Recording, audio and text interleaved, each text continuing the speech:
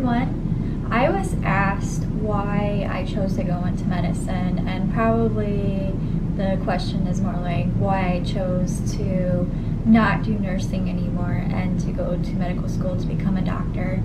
And that one is pretty specific to me. I always wanted to do a higher education, either become a PhD or do something along that line. So I never thought that I would go into nursing, but it was good financially and job-wise for me to be a nurse. But really what propelled me to not be a nurse anymore and to go to medical school was how I was treated as a patient when I was pregnant. And I had a condition that is fairly stigmatizing. I had hyperemesis gravidarum. I ended up having it 6 times. And it is not viewed in the medical community as something that's very serious, and it's something that is still thought as being something that's in the woman's head. So what hyperemesis gravidarum is, it's an excessive nausea and vomiting in pregnancy. And so someone with hyperemesis can vomit 20 to 50 times, even more times a day. They vomit blood, they're unable to eat or drink or even swallow their saliva. They have something called tylism, which is where they feel like they make an excessive amount of saliva and they get nauseous when they try to swallow it, so they spit it out into a towel or a cup, and that's what I had as well. So when I went to the doctor and different doctors, I was not treated promptly. I was not treated with respect. I was often told to terminate or advised that maybe I should consider termination before even medications, antiemetics, which are anti-nausea medications, even before that was prescribed or offered to me, because it's something that, because of history and how women have been treated over time, hyperemesis is still one of those conditions that are poo-pooed. It's a woman's condition that hasn't received good research. The research currently is that it runs in families. In my case, it runs on my mom's side. My mom had it. My sister has had it very bad. And that they found the proteins that are linked to what may cause the nausea and vomiting in pregnancy, which interestingly those proteins are also related to what causes cachexia, or excessive muscle wasting, in patients who die of cancer. So maybe if women's diseases were given more time and money, we would have figured out how to save more cancer patients. But it's still taught, it's taught at my medical school and in schools around the world, that hyperemesis is caused by psychosocial problems, like say a mom doesn't really want her child, and if the woman says, yes, I really do, like I've been told that it's my subconscious not wanting my child. So it's all these like Freudian theories about hyperemesis that have been prevalent over time. I did my master's degree thesis in hyperemesis and why it has not received good attention and research, and why people still believe in weird theories like that you're trying to orally reject your child because you don't really want your child. Or other theories are that you have too much dependence on your mother. Others are that you don't like your mother.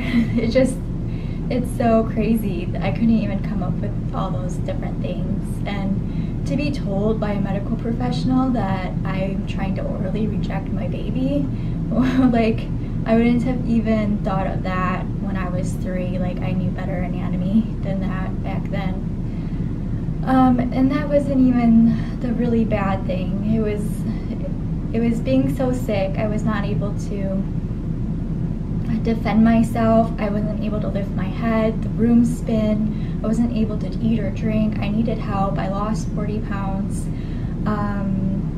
And having to talk to people about what is going on in my life that could possibly be causing my nausea, which years later we find out it's related to a protein that women with hyperemesis make more of that triggers nausea receptors.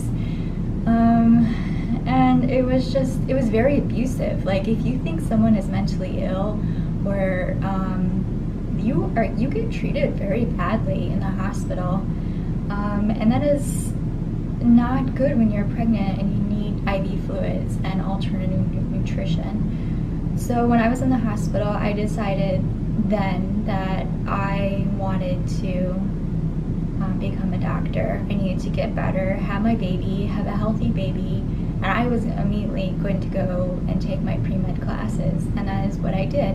I knew that I would get into medical school. I didn't know how long. I didn't care. I was going to keep trying until I did, because how I was treated and what different things people said to me, it was when I spent my whole life taking care of other people and I didn't receive the same respect back. I could hear the nurses talk about me through the door.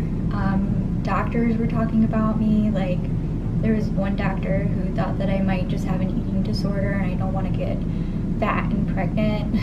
So if someone thinks that, you are not going to get medical care that is any good. And I got really sick, and it took me a whole year after I had that baby to recover physically. And I'll probably never be the same otherwise. Like, people were so cruel. I don't even... It's bad. People said awful things to me. Like, if I really loved my baby enough, I would try harder to eat. Like, if you have the flu and you just vomit and vomit and vomit everything that you eat, eventually day after day after day of, like, no one has the flu for more than a couple days, but this is like months of vomiting. I usually vomit I vomit through the whole pregnancy, but I start to be able to eat on my own around 5 months. But you quickly realize when you have hyperemesis that you have to do whatever you have to do to stop the vomiting. And for me, it was minimizing what I ate, because if I ate something, I would throw up. I didn't even swallow my spit. I had a spit towel, and I went through 1 or 2 towels an hour where I just spit everything into all my saliva. I stuffed a towel into my mouth every time I went to bed, and that kind of just soaked up all the secretions that I had. Even swallowing my saliva, I would throw up. Where was I even going with this? It was awful. I wouldn't even wish it on any of the cruelest leaders of history, like Hitler. I would never ever wish hyperemesis on anyone. And the sad fact is, I have daughters, and if they want to have children, they will most likely have hyperemesis as well, because it runs in families. But what I learned is, if there is any way to stigmatize a patient, you're not going to have any chance of getting better in the hospital. Like, you really have to have an advocate, because if you don't, you're going to be sick, and you're going to be sick for a long time. So I decided I can't argue with doctors. They know way more than me. They obviously have it stuck in their head. Hyperemesis is all in your head. You must have something in your life that is making you vomit, but only for 5 months, and only in the beginning of your pregnancies. So ridiculous. So I decided that if I want to have women be treated with respect that they deserve, that I would need to be the change myself. And that is what has made me go on this crazy journey. It would have been way easier, guys, if I would have been just treated properly, like given IV fluid, given alternative nutrition, given some freaking vitamins. Like, I think for real I had Wernicke's encephalopathy, which is when you don't get enough B vitamins for a little bit, like the beginning stages of it. So that is my story. Now, with so many children, I also feel the need to make more money, and being a physician would help with that. And I would desire to have more in terms of scope of practice. Like, nursing doesn't give me a lot of room to grow, really. So being a physician definitely stretches that for me. But other than that, it was really how I was treated during pregnancy is why I am doing this. It was appalling, horrifying. I've gone on to be there with a friend when she was in labor. Her rights were totally taken away. She didn't have any say over what happened to her body. And that is what happened in my case. Like, I was even told when I was in the hospital and I was trying to advocate for different treatments, that I should not have the decision to make decisions about my body, which was totally crazy to me.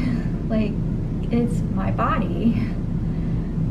So I just want to provide empathetic care. I know that some women get good care. There are pockets in the United States, in some places elsewhere, maybe Australia and the UK, that people are treated well with hyperemesis, but overall, even by midwives, it is misunderstood, and it's not diagnosed as frequently as it should be, and the treatment options aren't very good. Doctors don't want to treat people with hyperemesis. I was even told when we moved up here that I was calling around for physicians when I was pregnant with my last baby, that the soonest that I could be seen by the OB was 14 weeks. I would have been dead by 14 weeks. I wouldn't, if I had no medications for the nausea, no IV fluids whatsoever. And I called around, and that's the earliest that they see patients. And I told them, I asked eventually, can I please speak to someone? Like, I need to be seen a little bit earlier than that. I have other issues during pregnancy. And I was told by the doctor, who even goes to my school, or went to my school for medical school, that I would have been too much work for him, and that I should go see someone else. So it is not something that doctors want to treat. We're kind of looked at as being whiny patients, and I shouldn't be like that. We should be treated better. We go through so much to have our babies. We deserve better, and our babies do too. Like, into trouble. I don't hate doctors, I don't hate nurses. I was treated equally appalling by both of them. There were good doctors that treated me and good nurses, or I wouldn't be here today. Although they made it pretty difficult to get treatment. I had to be treated in two different states, in multiple different hospitals, to still be alive, or else I'd be dead and I wouldn't have my babies. They'd be not here as well. So that is my story. It's kind of an awful story, and I apologize for that. I kind of didn't want to talk about why, the specific reason why I wanted to go into medical school, because you're supposed to be like, doctors are great, like they do everything right, but there's so much room for improvement, and that goes for everything. Even when you think that you have everything down, there's better ways to do things. Science is changing. Like new treatments come out all the time. We can always improve upon what we're doing. That is it. If you have any questions or comments, please put them down below. Thank you, and have a good day.